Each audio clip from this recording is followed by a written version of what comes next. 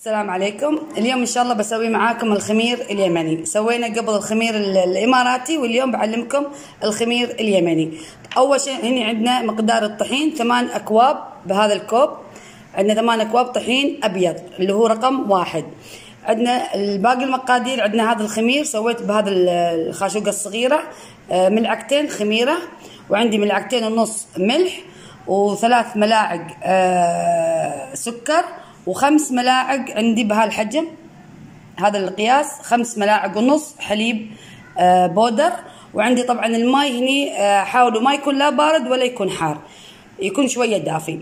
ببدأ العجن وبقول لكم كم مقدار الماء بالضبط. أول خطوة بدينا سوينا كوبين ماء بنفس مقياس الكوب، كوب الطحين. بنبدأ نحط المقادير، الخمير مع الملح والسكر. طبعا السكر بعد 3 ملاعق بملعقة الأكل الكبيرة، وهذا الحليب البودر. نخلط أول شيء المقادير مع بعض، بعدين بنبدأ نضيف الطحين.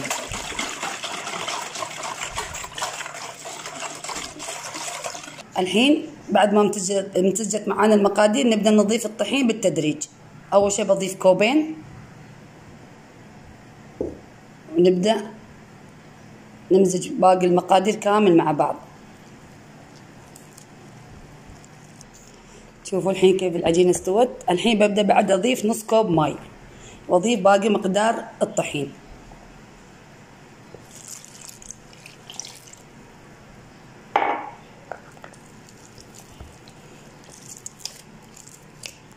شوفوا الحين تقريبا خذت 3 أكواب ماء. الحين بضيف، شوفوا كيف العجين ما تكون لينة بهذه الطريقة. الحين بضيف لها شوي زيت وبرتبها وبخليها تتخمر. شوفوا الزيت بس، وبرتبها وبخليها تتخمر. شوفوا بعد شوي ما عجناها مع الزيت تترتب. الحين بنغطيها ونخليها تتخمر. طبعا في الشتاء غير الصيف، الصيف بتتخمر معانا بسرعة.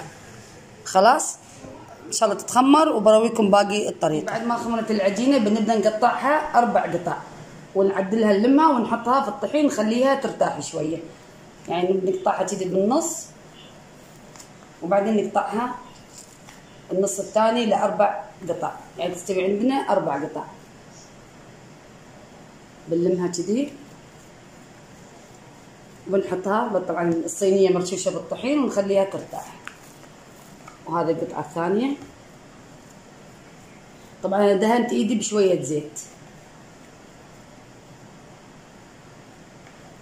وهاي بعد نقصها قطعتين.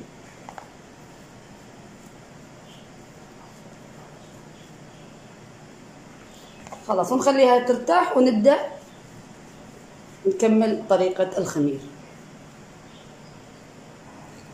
طبعا انا قصيتهم اول شيء 4، بس شفت ان حجم الخميره بتطلع كبيره فسويتهم 5 قطع.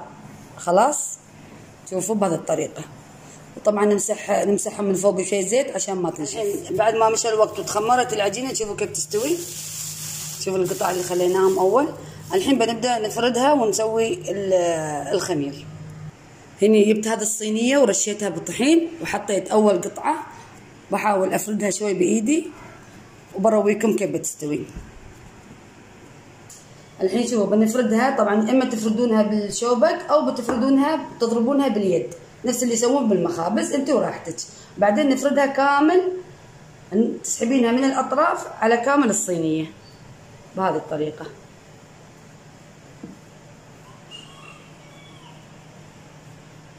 طبعا انا بسوي ساده، بسوي خميره ساده وخمير بالزعتر. طبعا بنرشها بالزيت كامل.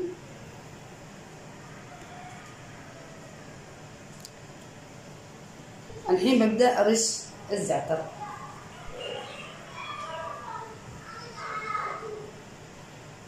شوفوا كامل. طبعا اذا تبغين زعتر زياده بتزيدين مقدار الزعتر. خلصنا سوينا الزعتر. الحين بنمسك من هذه الجهه ونسحبها للنص بهذه الطريقة ونعدلها من الأطراف.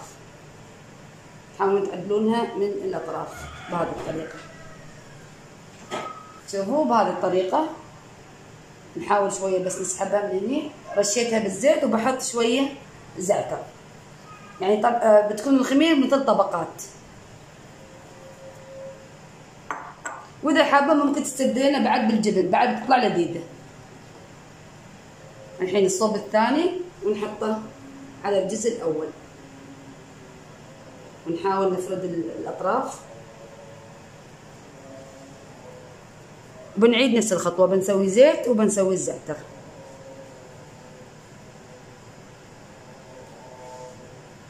نحط الزيت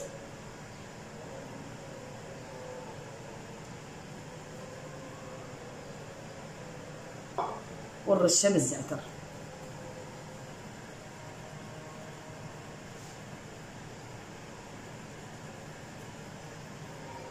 الحين اخر خطوه بنجيب الاطراف، الطرف الاول ونحطه للنص،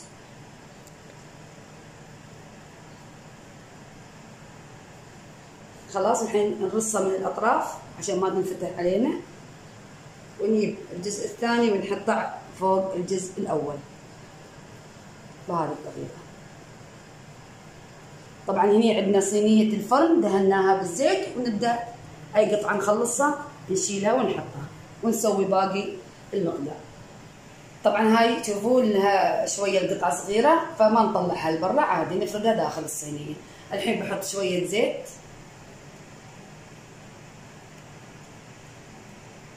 هذه وحده بنسويها بالجبن، نسوي جبن موزاريلا. طبعا عادي ممكن تسوين ميكس اجبان، ممكن تسوين جبن الشيدر عادي، جبن سايل على راحتك. طبعا هذه بس بنسوي الجبن داخل، في الطبقات الخارجيه لا، عشان ما يسيح علينا الجبن ويطلع.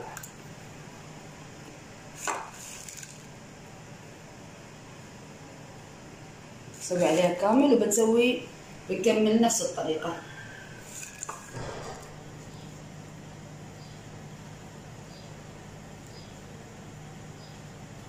وبرش عليها من السمسم وحبه البركه. طبعا هني مسويتهم مع بعض ميكس، عادي تقدرين تسوين سمسم بروحه وحبه البركه روحها. خلاص نخليهم شوي يرتاحون وبندخلهم على يكون الفرن لازم يكون حار. طبعا الحين دخلناهم الفرن. اول شيء تحرون الفرن يكون حار، بعدين تحطونه على الدور الوسطاني على نار 180 بس يستوون من تحت، ياخذون التحمير المناسب. بعدين نسكر ونولع فوق ونخليه يتحمر. ان شاء الله انا بقول لكم كم بياخذ من الوقت. شوفوا لما تحمرت من تحت ولعنا الفرن من فوق، ولما تاخذ هذا التحميره شوفوا ما شاء الله تقريبا تاخذ لها مال 15 دقيقه 20 دقيقه من تحت. وعلينا وعليكم بقص لكم اللي هي الجبن، شوفوها معي. طبعا بعد ما تحمرت من تحت ولعناها تتحمر لفوق، هذه درجه التحمير بس.